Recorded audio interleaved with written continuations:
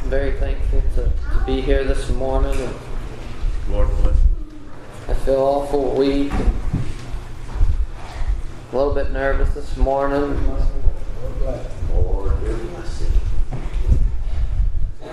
I know there's nothing that I can say or do unless God would look down and bless me. And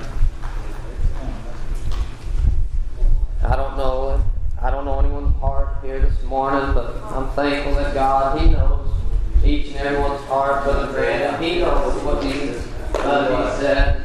And I'm thankful that that when He blesses me, that there's nothing like it in this world. You see, just a few weeks ago at our little church, we were having a little service on just a Saturday night. Oh, and it seemed like there wasn't many of us out there. You brothers, pray for me. I need your prayers this morning. I love to come out here. I love to serve my Lord, and I love to lift up His name and show this world that there's nothing greater than serving Him today.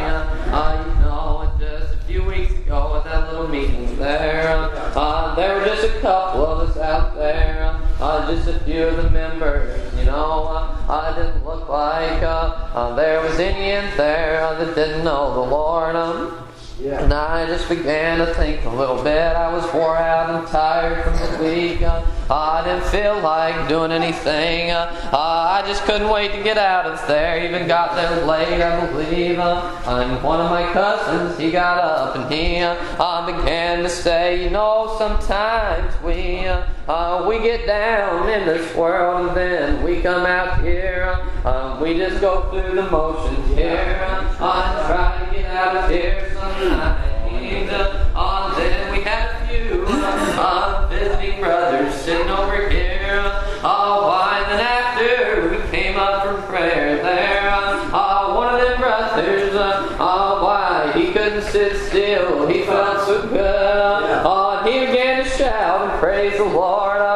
He got up off of his seat and began to walk around and preach. And he was feeling so good, you see. My Lord, He is so good today. And when I can feel that Spirit, you see, then that made me begin to think. I looked around and thought, my Lord has been too good to me. Why for me to come out here, just go through the motions, you see. But I want to come out here. I have a burning desire down in my heart to tell everyone that I know about this man called Jesus. About this man that saved my soul. Here you see.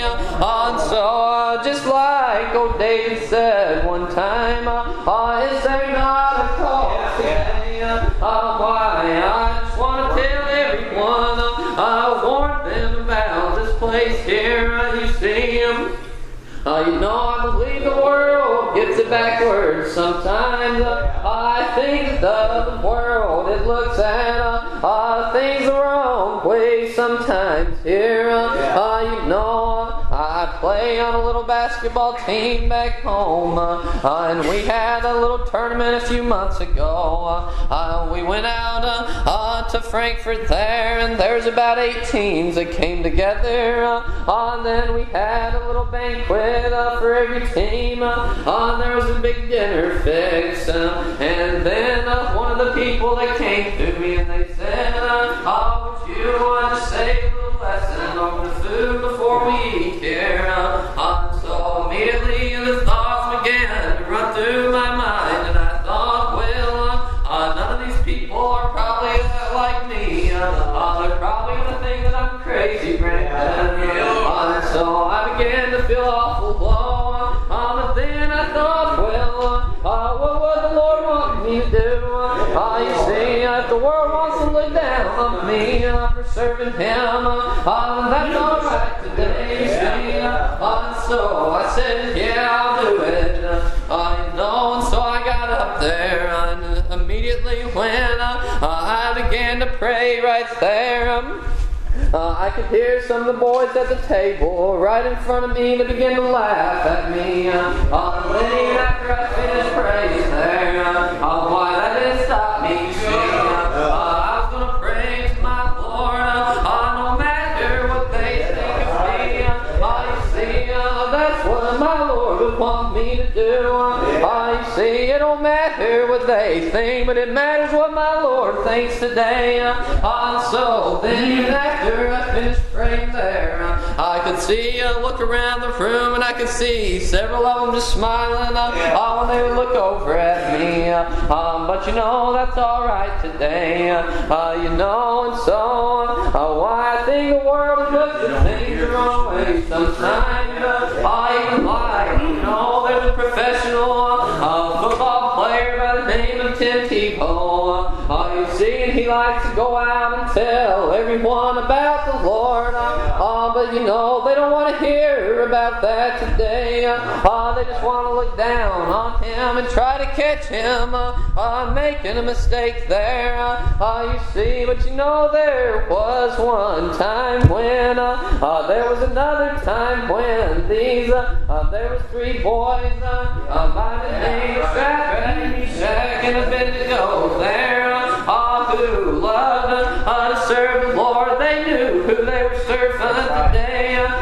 They knew that it didn't matter what anyone else said. And so that old king, he came to them. I guess they were awful angry. They said that anyone who would not bow down and worship that idol god that they had created there, that they were going to throw him or them into the fiery furnace there. And so they came to him there and told them why you can't serve your God anymore. Because when this music begins to play, you have to bow down and worship this image that we have created here. But they were going to do it there.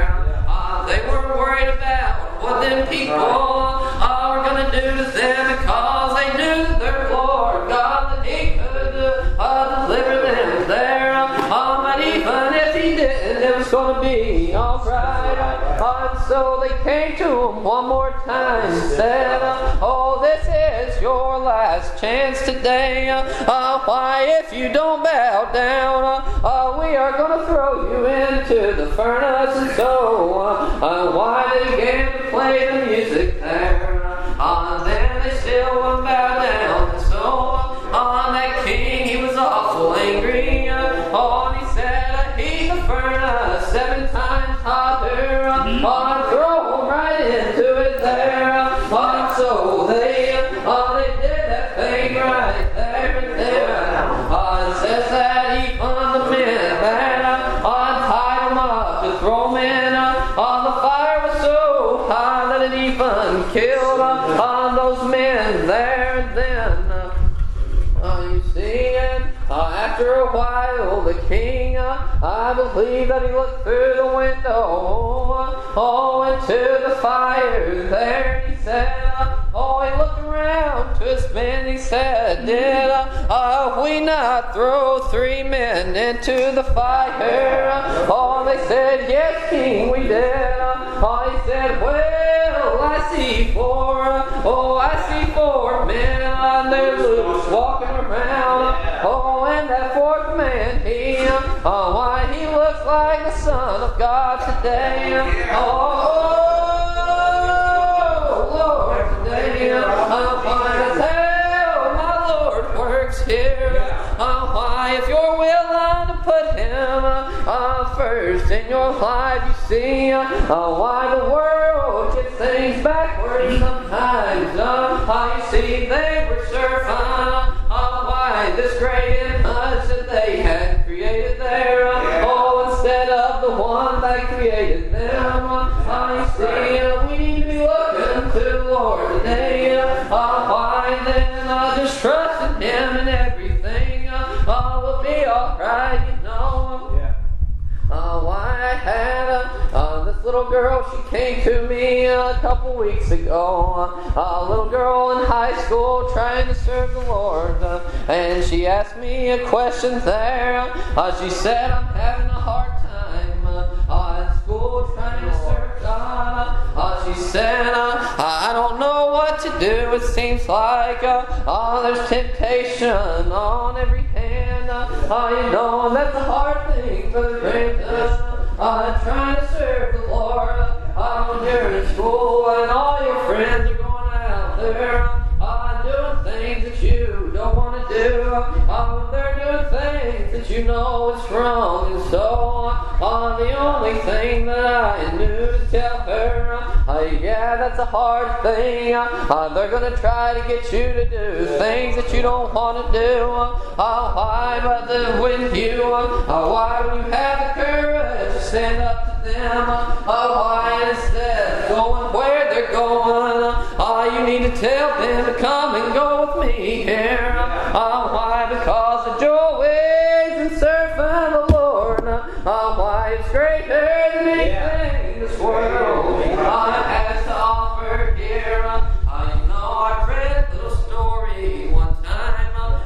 This woman, her name was Citra. It said that she was awful sick. She was often going to the doctor's office.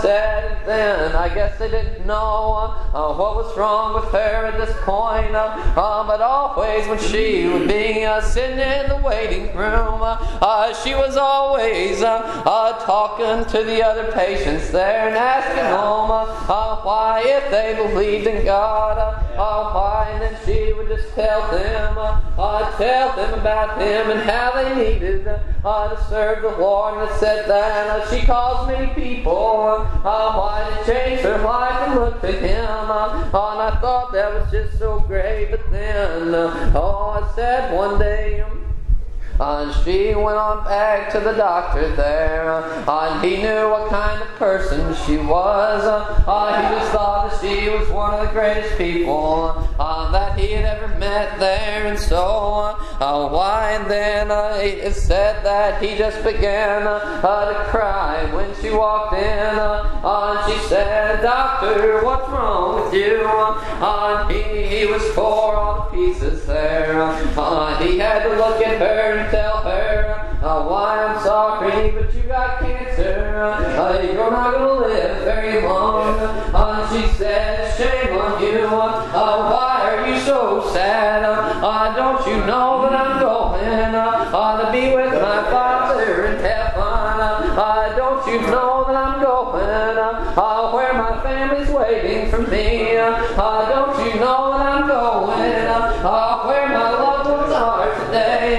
You see, and that's the way I want to be when I have to lay my head down and close my eyes in death here. I want to be able to say, don't weep for me, friends, because I'm just going over home here. You know, that's the most important thing that